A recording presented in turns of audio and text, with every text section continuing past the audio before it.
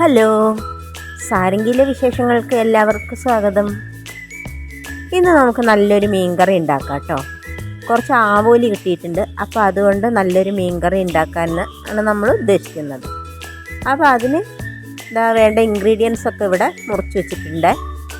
2 പച്ചമുളക്, 4 അല്ലി വെളുത്തുള്ളി, ഒരു ചെറിയ കഷ്ണം ഇഞ്ചി, ഒരു സവാള, പിന്നെ ഒരു 2 ചെറിയ തക്കാളി.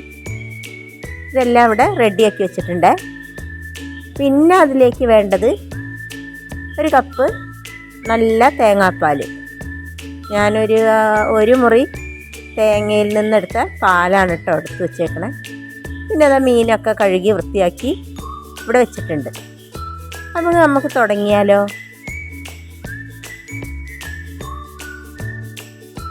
എനിക്ക് വീട്ടിൽ 3-4 കറിവേപ്പില മരം ഉണ്ട് കേട്ടോ. അപ്പോൾ മഴ ആയത് കാരണം ഇപ്പോൾ തൊട്ടടുത്തുള്ള മരത്തിൽ നിന്ന് തന്നെ പറിക്കുന്നത്. ബാക്കിലൊരു മരം ഉണ്ട്, അതിൽ നന്നായിട്ട് ഇലയൊക്കെ ഉണ്ട്. അപ്പോൾ നമുക്ക് തുടങ്ങാം. ആദ്യം നമുക്ക് ചീനച്ചട്ടി അടുപ്പത്ത് വയ്ക്കാം കേട്ടോ. വെച്ചിട്ട് അതിലല്പം വെളിച്ചെണ്ണ ഒഴിക്കുക. വെളിച്ചെണ്ണ ഒഴിച്ച് അതിലേക്ക് കുറച്ച് വലിയ ജീരകം ഇടുക. അതിന് ശേഷം നമ്മൾ നന്നാക്കി വെച്ചിട്ടുള്ള വെളുത്തുള്ളി അല്ലിയില്ലേ, അതിടണം. പിന്നെ ചെറിയ കഷ്ണം ഇഞ്ചി,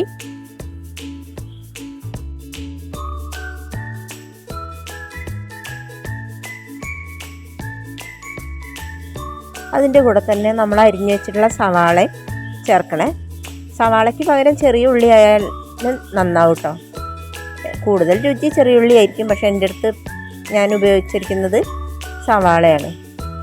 അത് നന്നായിട്ടൊന്ന് വഴറ്റിയതിന് ശേഷം നമുക്ക് നേരത്തെ മുറിച്ച് വെച്ചിട്ടുള്ള തക്കാളി കൂടി അതിലേക്ക് ചേർക്കണം.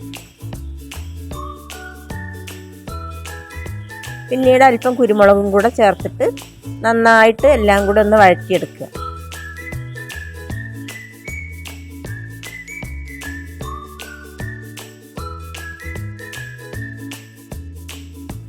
ഇതൊക്കെ നന്നായി വഴന്നതിന് ശേഷം അതിലേക്ക് നമുക്ക് ഇനി ചേർക്കേണ്ടത് 1/2 ടീസ്പൂൺ മഞ്ഞൾപ്പൊടി ചേർക്കണം, 2 ടീസ്പൂൺ മുളക് പൊടി, 2 ടീസ്പൂൺ മല്ലിപ്പൊടി. അത് നമുക്ക് ആ എരിവിനനുസരിച്ച് മുളക് പൊടി ചേർക്കാം കേട്ടോ.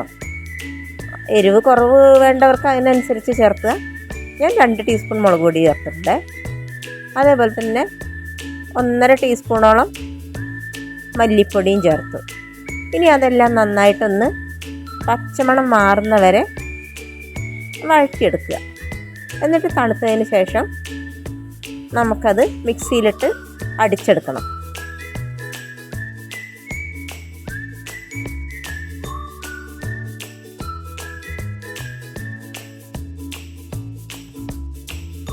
നന്നായിട്ട് അടിച്ചെടുക്കണം കേട്ടോ, നല്ല പേസ്റ്റ് രൂപത്തിൽ അടിച്ചെടുക്കണേ.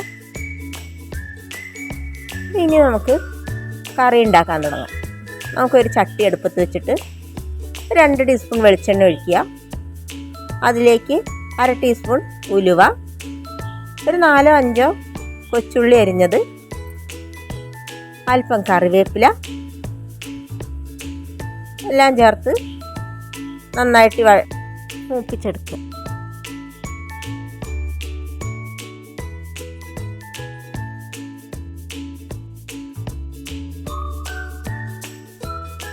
ഉള്ളിയൊക്കെ നന്നായി മൂത്തതിന് ശേഷം നമ്മൾ അരച്ച് വെച്ച ഇൻഗ്രീഡിയൻസ് അതിലേക്ക് ഒഴിച്ചെടുക്കുക. അത്യാവശ്യം കുറച്ച് നന്നായിട്ട് വെള്ളമൊക്കെ കൂട്ടിയിട്ട് കട്ടയില്ലാണ്ട് ഉടച്ച് അതിലേക്ക് ഒഴിച്ച് നന്നായിട്ട് തിളപ്പിക്കുക.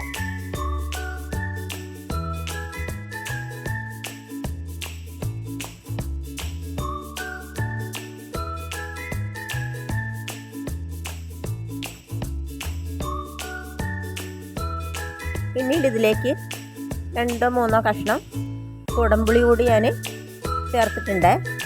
കുടംപുളി ആണ് ഇങ്ങനെ ഉണ്ടാക്കുന്ന കറിക്കൊക്കെ ടേസ്റ്റ് ഉണ്ടാവുക കേട്ടോ. വാളംപുളിയേക്കാളും നല്ലത് കുടംപുളിയാണ്.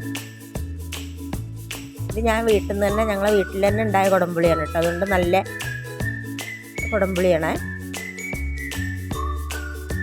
ഈ സമയത്ത് ആവശ്യത്തിന് ഉപ്പും കൂടെ നമ്മൾ ചേർത്ത് കൊടുക്കണം. ചേർത്ത് കൊടുത്ത് നന്നായിട്ട് തിളച്ചതിന് ശേഷം മീൻ കഷ്ണങ്ങൾ അതിലിട്ടിട്ട് നമുക്ക് അടച്ചു വെച്ച് വേവിക്കണം.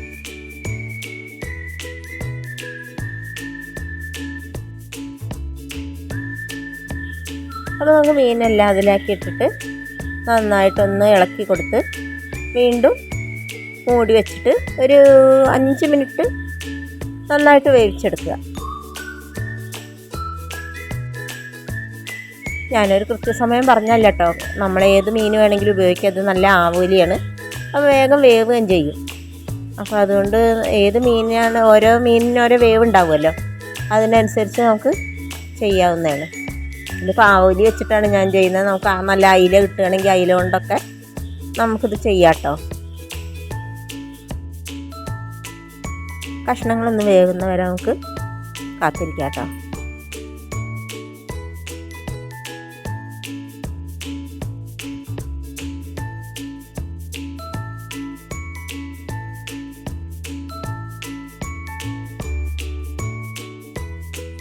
അപ്പോൾ മീനൊക്കെ നന്നായിട്ട് വെന്തിട്ടുണ്ട് കേട്ടോ.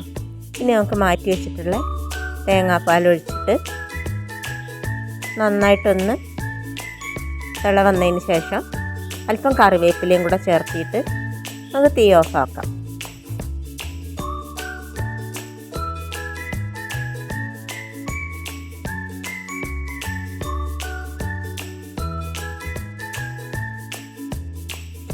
ഇനി വെന്ത് കഴിഞ്ഞാൽ പിന്നെ സ്പൂണൊന്നും ഇട്ടിട്ട് ഇളക്കാൻ പാടില്ല കേട്ടോ. ഒന്ന് ചട്ടി ഒന്ന് ചുറ്റിച്ചെടുത്തിട്ട് വേണം വെക്കാൻ, അല്ലെങ്കിൽ കഷ്ണങ്ങളൊക്കെ ഉടഞ്ഞു പോകും. അപ്പോൾ നമ്മുടെ മീൻ കറി ഇവിടെ റെഡി ആയിട്ടുണ്ട്. ഈ ചാനൽ ഇഷ്ടപ്പെടുന്നവരാണെങ്കിൽ ഒന്ന് സബ്സ്ക്രൈബ് ചെയ്യുകയും ഷെയർ ചെയ്യുകയും ലൈക്ക് ചെയ്യുകയൊക്കെ ചെയ്യണം കേട്ടോ. അപ്പോൾ അടുത്തൊരു വീഡിയോ ആയിട്ട് കാണുന്നവരെ ബായ്.